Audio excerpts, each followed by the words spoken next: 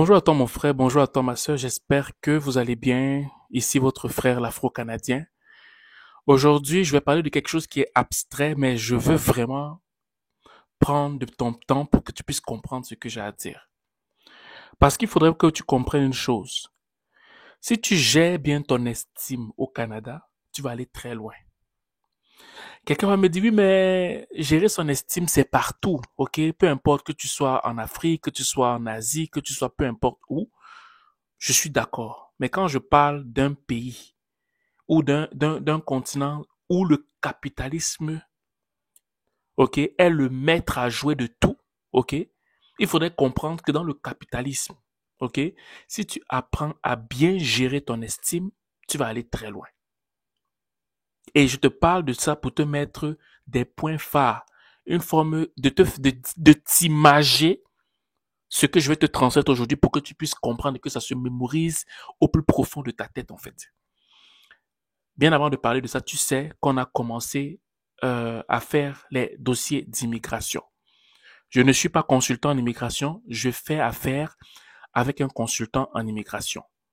Et bien avant d'entamer quoi que ce soit en matière de procédure d'immigration, le consultant et moi, on avait convenu qu'il faudrait qu'on fasse d'abord une rencontre virtuelle gratuite, que monsieur et madame tout le monde peut participer, ok, afin d'entendre ce qu'il a dit, qu'est-ce qu'il fait, ok, c'est quoi les programmes d'immigration qu'il fait, qu'est-ce qu'il ne fait pas, pour que tu puisses savoir qui il se présente, il s'identifie, pour que tu vérifies aussi s'il est réellement consultant en immigration, bien avant de t'engager avec lui en fait, ok.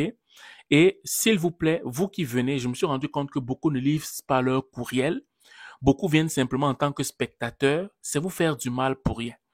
Moi, j'incite plus des gens qui sont sérieux, des gens qui veulent véritablement avoir le cœur net en lien avec le Canada et des gens qui ne veulent pas se faire arnaquer. Si vous faites partie de cette catégorie de personnes, ben, enregistrez-vous sur le lien qui est en bas pour la prochaine rencontre virtuelle que vous aurez avec le consulat d'immigration gratuite et il va vous parler de ce qu'il fait. Et là, vous allez avoir le cœur net pour savoir si vous voulez faire affaire avec lui ou pas. Voilà. Donc, aujourd'hui, je vais te parler du fait de faire attention, de protéger du mieux que tu peux l'estime de toi. Parce que, vous savez, dans un système capitaliste, quand on veut avoir quelque chose de quelqu'un, l'une des choses qu'on va attaquer en premier ressort, c'est son estime. Je vous recommence. Vu qu'il y a des droits, chacun a ses droits, on ne peut pas venir forcer quelqu'un, ok, à faire quelque chose. Mais ce qu'on peut quand même faire, ok? Si par exemple tu dois à une compagnie, si par exemple dans un emploi, par exemple tu ne fais pas ce qu'il faut faire, ou bien si tu devais être dans une association, dans un coin où il y a des gens, ok? Dans une place où il y a des gens, ok? Et qu'on veut quelque chose de toi, et que tu es quelqu'un qui sait où tu vas, tu es quelqu'un qui est posé, tu es quelqu'un que même s'il y a des difficultés, tu ne vas pas te laisser aller. L'une des choses sur lesquelles on va attaquer, c'est ton estime. Et dans un système capitaliste, c'est la grande stratégie qui est toujours mise en place, toucher l'estime de la personne pour qu'elle puisse faire des choses, même si elle ne voulait pas faire. Pourquoi? Parce qu'elle veut avoir la tranquillité du cœur. Et l'estime, là, on va employer deux stratégies pour toucher ton estime.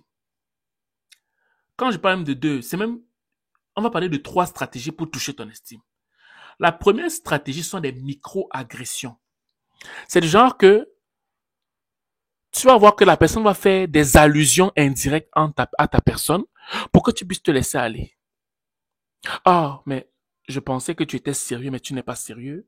Ou, mais moi là, quand je t'avais pris, je pensais que tu méritais cette place-là, mais tu ne mérites pas au final la place parce que tu ne m'as pas prouvé que tu es le meilleur.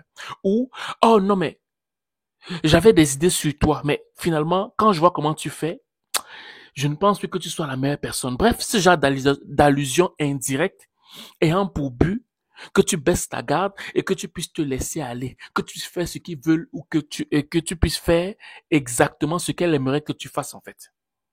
Et si toi, tu n'as pas la carrure, si tu n'as pas la personnalité pour aller au-delà de ça, tu vas te laisser aller. Parce que tu vas te sentir mal. Parce que tu vas te dire que finalement, peut-être que je suis un mauvais citoyen.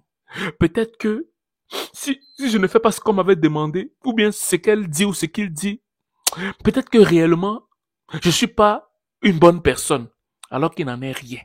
Ce qu'on veut simplement te faire faire, c'est de baisser la garde afin de faire ce qu'on voudrait que tu fasses, même si tu n'es pas dans la possibilité de faire la chose, en fait.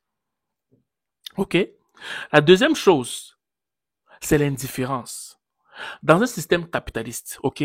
Que ce soit au Canada, que ce soit aux États-Unis, bref, tous ces pays-là qui fonctionnent avec le capitalisme, il faudrait savoir que la redevabilité est quelque chose sur lequel les gens s'appuient pour faire marcher les autres, en fait.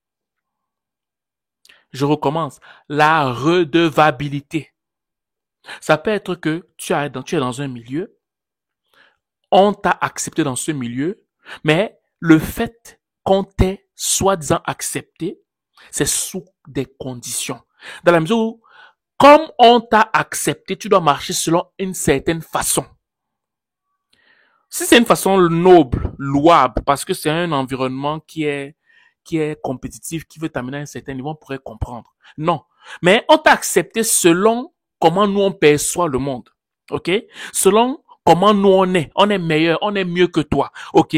On a une plus-value que toi. Et tu ne sais même pas de quoi on parle de plus-value quand tu regardes même le cas de figure. Mais, de façon générale, on te met dans des prédispositions où on te donne l'impression que tu es en bas, nous sommes en haut, et malgré le fait que nous sommes en haut, on t'a accepté. Donc, comme on t'a accepté, tu devras marcher comme nous on veut. Parce que si tu ne marches pas comme nous on veut, on va manifester le point qu'on appelle l'indifférence. OK? La redevabilité engendre l'indifférence quand tu ne marches pas selon comment le groupe de personnes dans lequel tu te trouves dicte comment il faut marcher. Est-ce que tu comprends ce que je veux dire? Donc, si ton estime n'est pas assez fort, si tu n'as pas un caractère solide, si tu n'es pas prêt à vivre dans la solitude, parce que tu gardes tes principes, parce que tu marches selon ta personnalité, selon tes préceptes, selon ta façon de voir le monde, selon, OK, tes valeurs. Si tu ne fais pas ça, dans un système capitaliste, on va toujours toucher tes émotions, on va toucher ton estime pour que pour que tu fasses ce qu'on veut que tu fasses et non ce que toi tu aimerais faire. Est-ce que tu comprends ça?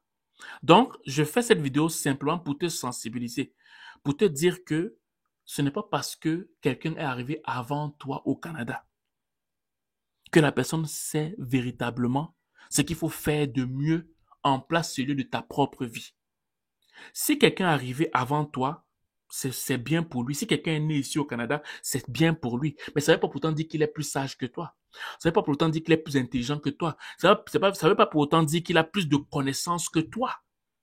Quelqu'un peut être né ici au Canada, quelqu'un peut arriver ici longtemps, depuis longtemps, mais il est incrédule. Il est d'une naïveté terrible. Il est quelqu'un qui aime tellement son confort. C'est quelqu'un qui vit je veux dire, dans la bêtise extrême que toi, parce que tu es brillant, ça dérange la personne.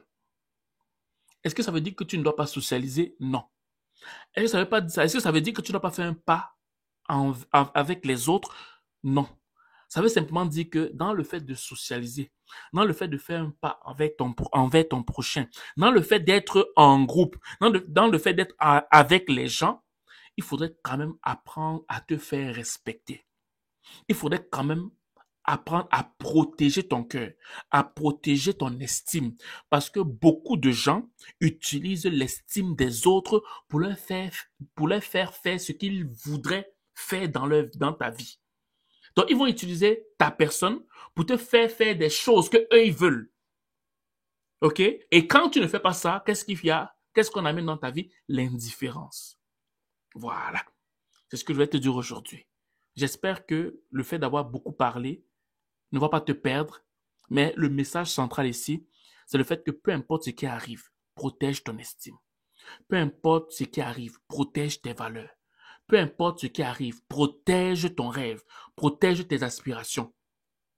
Si les gens ne veulent pas accepter qui tu es, il n'y a pas de problème. Embrasse la solitude parce que c'est pour un temps et le jour véritable qui va arriver pour toi va arriver. OK? Ce n'est pas parce que tu vas te compromettre que les gens vont te donner l'impression qu'ils t'ont accepté, qu'ils vont t'accepter. Jamais. Quelqu'un qui ne t'a pas accepté ne t'a pas accepté, il ne va jamais t'accepter. Je recommence. Quelqu'un qui ne t'a pas accepté ne va jamais t'accepter parce que tu fais des courbettes. Parce qu'il suffit que tu ne fasses plus ce que la personne là était habituée que tu fasses pour lui faire plaisir, ben tu n'es plus utile. Et je t'appelle vraiment à te respecter. Mais si tu ne te respectes pas, tu vas faire des choses. Tu vas vivre pour les autres et non pour toi. Je recommence. Si tu ne te respectes pas, parce que tu veux plaire aux gens, tu vas vivre, je veux dire, le rêve des autres dans ta vie et tu ne vivras jamais ce que toi tu aurais voulu vivre dans ta propre vie en fait. Voilà. C'est ce que je voulais te dire aujourd'hui. Sur ce, passez une belle journée ou une belle soirée, dépendamment du lieu où vous m'écoutez. Ciao.